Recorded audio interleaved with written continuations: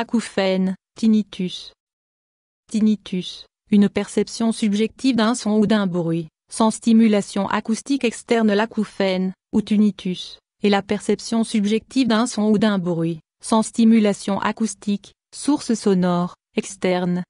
Le tinnitus n'est pas une maladie, mais le symptôme, un trouble, d'une maladie. Cause. Auparavant, on pensait que ces bruits étaient dus à un problème de l'irrigation sanguine de l'oreille interne. Les scientifiques ont depuis découvert que l'acouphène n'apparaît pas dans l'oreille interne, mais dans le cerveau. Les causes d'une lésion des composantes du nerf de l'audition sont nombreuses. En fonction de la lésion, l'acouphène est passager ou constant. Les événements suivants peuvent jouer un rôle dans l'apparition d'un acouphène. Troubles de l'oreille moyenne, bouchon de cire, corps étranger, perforation du tympan, inflammation de la trompe d'Eustache, etc. Troubles de l'oreille interne, traumatisme acoustique, discothèque, Walkman, conduire une voiture avec les vitres ouvertes, médicaments toxiques. Stress. Maladie de Meunière. Surdité brusque. Troubles de l'audition liés à l'âge. Rigidité du canal de l'oreille, otosclérose.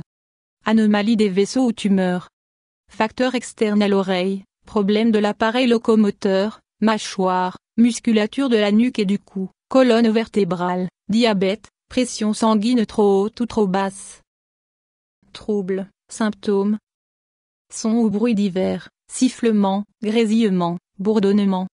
Les sons ou les bruits peuvent être continus, discontinus, fluctuants et d'une fréquence variable. Souvent une réduction de l'audition. Parfois des vertiges. Examen, diagnostic. Antécédents médicaux et symptômes. Inspection du cou, du nez et des oreilles.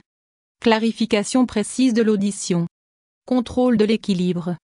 Déterminer la capacité de camouflage de l'acouphène. Le patient écoute divers sons et indique quand il n'entend plus l'acouphène. Examen du sang. Mesure de la pression sanguine. IRM ou scanner du crâne. Options thérapeutiques. Acouphène aigu. Une aide rapide est importante, plus tôt un acouphène est soigné, plus grandes sont les chances de guérison. Une consultation psychologique rapide et un traitement médical peuvent souvent éviter l'apparition d'un acouphène chronique. Les traitements médicaux comprennent souvent des substances favorisant la circulation sanguine, de la vitamine, de la cortisone, un anesthésiant local ou une thérapie à l'oxygène. Aucune étude scientifique ne permet de déterminer quel traitement est le meilleur. Il est nécessaire d'alterner des phases d'excitation et de repos. Acouphène chronique. Si l'acouphène aigu ne disparaît pas, il est alors considéré comme chronique. Une guérison complète d'un acouphène chronique n'est pour l'instant pas possible. Beaucoup de patients peuvent vivre normalement malgré leur acouphène. Un traitement est dans 90% des cas inutile.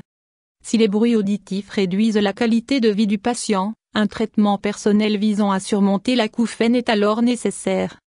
Accepter ces bruits auditifs et lutter contre la peur sont les points importants du traitement, en se focalisant non pas sur le bruit en lui-même, mais sur l'évaluation de ce dernier.